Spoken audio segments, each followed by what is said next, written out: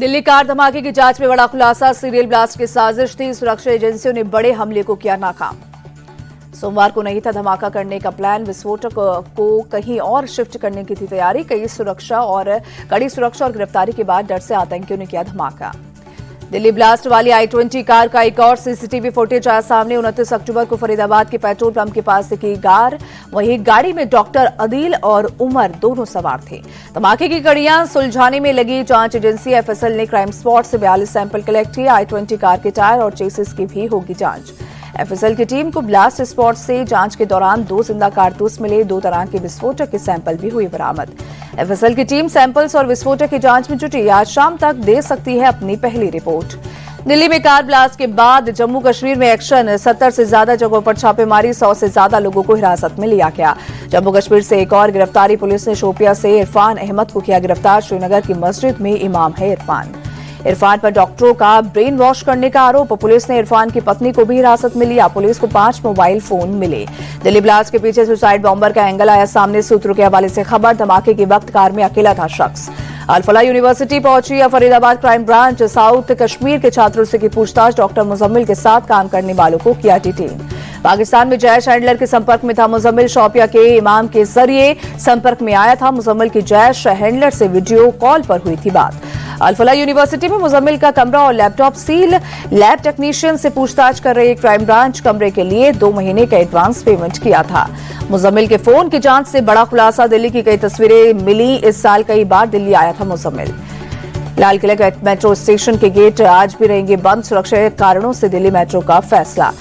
Delhi Lal Qila blast के बाद action में सरकार, पीएम मोदी की अध्यक्षता में आज शाम 5:30 बजे कैबिनेट कमेटी ऑन सिक्योरिटी की बैठक। गृह मंत्री अमित शाह आज सीसीएस में दिल्ली ब्लास्ट से जुड़े अपडेट देंगे। सुरक्षा इंतजामों की होगी समीक्षा। सीसीएस के बाद होगी केंद्रीय कैबिनेट की बैठक। गृह मंत्री अमित शाह ने सुरक्षा एजेंसियों के साथ हाई लेवल की बैठक के बाद दिया आदेश, ब्लास्ट के गुनहगार को ढूंढकर पकड़ो, किसी को बख्शा नहीं जाएगा। राष्ट्रपति द्रौपदी मुर्मू ने होम मिनिस्टर अमित शाह से बात की, ब्लास्ट केस में जांच का अपडेट लिया। गृह मंत्रालय ने एनआईए को सौंपी दिल्ली धमाकों की जांच। अब तक 7 डॉक्टर के फरीदाबाद टेरर मॉड्यूल से जुड़े होने का खुलासा। दिल्ली धमाके में अब तक 12 लोगों की मौत हुई। दिल्ली ब्लास्ट मामले में डॉक्टर शाहीन का भाई गिरफ्तार। जम्मू कश्मीर पुलिस ने लखनऊ से पकड़ा। एटीएस समेत दूसरी एजेंसियां कर रही हैं पूछताछ। दिल्ली ब्लास्ट मामले में कानपुर के गणेश शंकर विद्यार्थी मेडिकल पहुंची जांच टीम। डॉक्टर शाहीन से जुड़े दस्तावेज किए गए जब्त। दिल्ली में कार ब्लास्ट के बाद यूपी में अलर्ट, गोंडा में पुलिस ने चलाया चेकिंग अभियान। लाल किला ब्लास्ट के बाद दिल्ली की सीमाओं पर सुरक्षा पुख्ता। गाजीपुर बॉर्डर पर हर आने जाने वाली गाड़ी की हो रही है चेकिंग। दिल्ली लाल किला ब्लास्ट के बाद जम्मू कश्मीर में कड़ी की गई सुरक्षा। रेलवे पुलिस ने सोपोर रेलवे स्टेशन पर चलाया चेकिंग अभियान। दिल्ली में व्यापारियों ने निकाला कैंडल मार्च, ब्लास्ट में मारे गए लोगों को श्रद्धांजलि दी।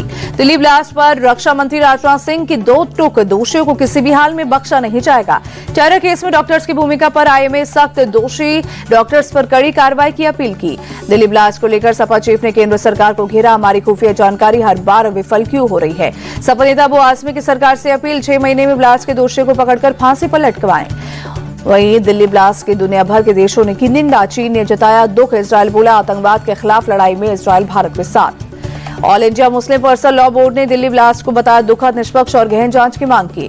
दिल्ली ब्लास्ट पीड़ितों के लिए रेखा सरकार देगी मुआवजा। मृतकों के परिवार को 10 लाख और घायलों को 2 से 5 लाख की आर्थिक मदद। गुजरात में पकड़े गए आतंकियों पर बड़ा खुलासा, यूपी को नया ठिकाना बनाना चाहते थे आतंकी। गिरफ्तार सोहेल और आजाद ने लखनऊ में रेकी की थी। यूपी के कई नौजवानों से संपर्क कर रहे थे आतंकी। एटीएस और खुफिया एजेंसी अलर्ट पर। दिल्ली पुलिस ने गुजरात एटीएस से संपर्क किया। फरीदाबाद मॉड्यूल के गुजरात कनेक्शन होने का शक, गुजरात से पकड़े गए थे 3 आतंकी। डॉक्टर मोइनुद्दीन से पूछताछ कर सकती है दिल्ली पुलिस। गुजरात एटीएस ने राइसिन केमिकल बनाने का सामान किया जब्त। बिहार चुनाव के आखिरी फेज में वोटिंग ने तोड़े सारे रिकॉर्ड, 68.5% से ज्यादा वोट पड़े। 14 नवंबर को आएगा रिजल्ट। बिहार के सीमांचल में सबसे ज्यादा मतदान किशनगंज में रिकॉर्ड 76%, कटिहार में 75% वोटिंग। पिछले चुनाव से 13% का ग्रोथ। बिहार में नीतीश कुमार की दमदार वापसी के संकेत। इंडिया टीवी मेट्राइज एग्जिट पोल में एनडीए को 147 से 167 सीटें मिलने का अनुमान। एग्जिट पोल में तेजस्वी यादव की स्पष्ट हार। इंडिया टीवी मेट्राइज एग्जिट पोल में महागठबंधन को 70 से 90 सीटें मिलने की संभावना। नीतीश कुमार की जेडीयू बन सकती है बिहार की नंबर 1 पार्टी। एग्जिट पोल में 77 से 75 सीटें मिलने का अनुमान। वहीं एग्जिट पोल के पोल ऑफ पोल्स में भी नीतीश सरकार सभी एग्जिट पोल का एक ही अनुमान आ रहे हैं नीतीश कुमार। वहीं मिथिलांचल में एनडीए को भारी बढ़त। एग्जिट पोल के मुताबिक 71 सीटों में से एनडीए को आ सकती है 50 से 55 सीट, महागठबंधन को 18 से 23 सीट का अनुमान। भागलपुर रीजन में जबरदस्त जीत की ओर। एनडीए 30 सीटों में एनडीए को मिल सकती है 20 से 23 सीटें, महागठबंधन को 7 से 10 सीट का अनुमान। एग्जिट पोल में मगध रीजन में भी एनडीए का दबदबा। 51 में से 30 से 35 सीटें जीतने का अनुमान, महागठबंधन को मिल सकती है 17 से 22 सीट। भोजपुर रीजन में भी एनडीए को बढ़त। 67 में से एनडीए के खाते में आ सकती है 37 से 42 सीट, महागठबंधन को 20 से 25 सीट की संभावना। सीमांचल की 24 सीटों पर भी एनडीए का दबदबा। 10 से 12 सीटें मिलने का अनुमान। सीमांचल में नहीं चला ओवैसी का मुस्लिम दाव, जीत सकते हैं 2 से 3 सीटें। बिहार के मुस्लिम बहुल सीटों पर महागठबंधन को फायदा। एग्जिट पोल के मुताबिक मुसलमानों के 78% वोट महागठबंधन को। बिहार में एनडीए बना महिलाओं की पहली पसंद। एग्जिट पोल में 65% महिलाओं का वोट एनडीए को मिलने का अनुमान, महागठबंधन को 27% महिलाओं का वोट संभव। मतगणना से पहले आरजेडी का ट्वीट का ईवीएम की पहरेदारी कर रहे महागठबंधन कार्यकर्ता सजग रहे, शंका होने पर तुरंत शिकायत दर्ज करें। एग्जिट पोल के रिजल्ट और बंपर वोटिंग से गदगद बीजेपी। डिप्टी सीएम सम्राट चौधरी बोले, एनडीए के पक्ष में 2/3 से ज्यादा बहुमत हुआ। बिहार ने परिवारवाद और वंशवाद की राजनीति को नकार दिया। डिप्टी सीएम विजय सिन्हा का बयान। एग्जिट पोल के नतीजों के बाद बोले, जेडीयू नेता केसी त्यागी, नीतीश कुमार ही सीएम चेहरा थे और हमेशा रहेंगे। बीजेपी नेता शहनवाज हुसैन बोले, जनता ने डबल इंजन की सरकार के नाम पर वोट दिया। नीतीश कुमार एक बार फिर एनडीए की ट्रंप कार्ड बनकर उभरे। जेडीयू नेता राजीव रंजन प्रसाद का बयान। जेडीयू अध्यक्ष उमेश सिंह कुशवाहा का बयान। एग्जिट पोल से साफ, जनता ने नीतीश के सुशासन पर मुहर लगाई। 2/3 बहुमत से एनडीए की सरकार बनेगी, केंद्रीय मंत्री नित्यानंद राय का दावा। बिहार एग्जिट पोल पर कांग्रेस सांसद तारिक अनवर का बयान। एग्जिट पोल हमेशा सटीक नहीं होते। भागलपुर से कांग्रेस उम्मीदवार अजीत शर्मा ने एग्जिट पोल को बताया गलत, कहा बिहार में बनेगी महागठबंधन की सरकार। कांग्रेस ने बिहार में महागठबंधन की जीत का किया दावा। कदवा विधानसभा से प्रत्याशी शकील अहमद बोले, बहुमत से ज्यादा सीटें आएंगी। बिहार चुनाव पर बीजेपी नेता तरुण चुग का बयान। जंगलराज को फिर वापस नहीं आने देगी जनता। आरजेडी पर बीजेपी प्रत्याशी राम कृपाल यादव का तंज, चुनाव में 20 से 25 सीट जीत जाएं तो बहुत होगा। बिहार बीजेपी ने आरजेडी के खिलाफ चुनाव आयोग से शिकायत दर्ज कराई। सोशल मीडिया पर भ्रामक पोस्ट करने का आरोप लगाया। कांग्रेस नेता शकील अहमद खान का प्राथमिक सदस्यता से इस्तीफा। बिहार चुनाव में टिकट वितरण से नाराज थी। प्रधानमंत्री मोदी की भूटान यात्रा का दूसरा दिन। चौथे राजा वांगचुक से की मुलाकात। ऊर्जा, रक्षा समेत कई मुद्दों पर चर्चा हुई।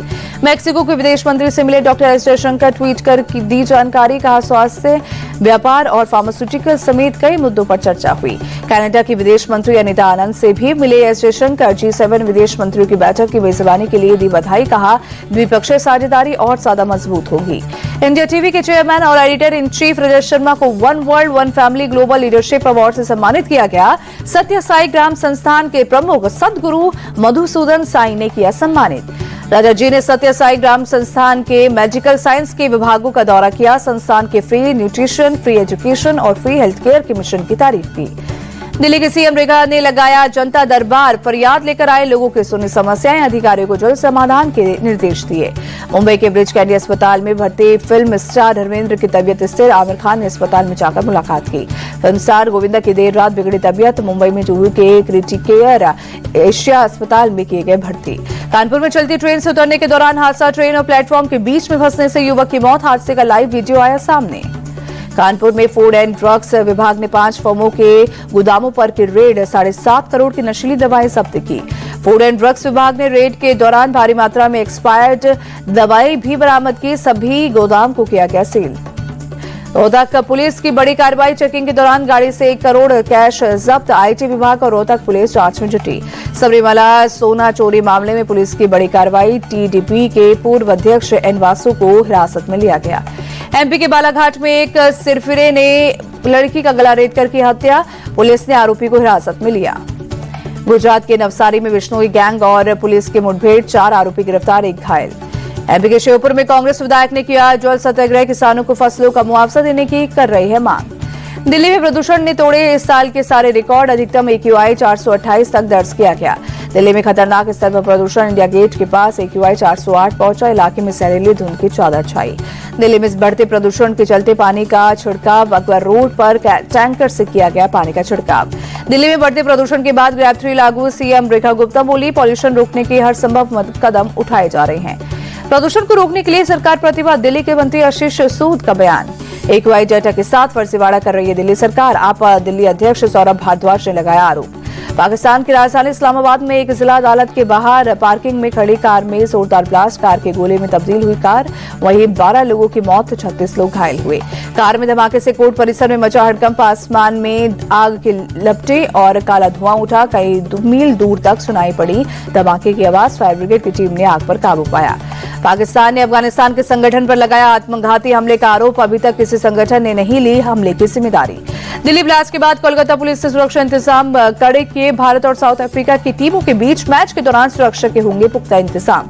कोलकाता पुलिस ने दोनों टीमों के होटल के बढ़ाई सुरक्षा, पुलिस कमिश्नर मनोज वर्मा ने लिया स्थिति का जायजा। कोलकाता टेस्ट के पहले टीम इंडिया के खिलाड़ियों ने जमकर किया प्रैक्टिस, शुभमन गिल, वॉशिंगटन सुंदर, रविंद्र जडेजा और नीतीश कुमार रेड्डी प्रैक्टिस में शामिल हुए। टीम इंडिया के तेज गेंदबाज जसप्रीत बुमराह ने एडन गार्डन में किया अभ्यास, कप्तान शुभमन गिल और कोच गौतम गंभीर ने लिया पिच का जायजा।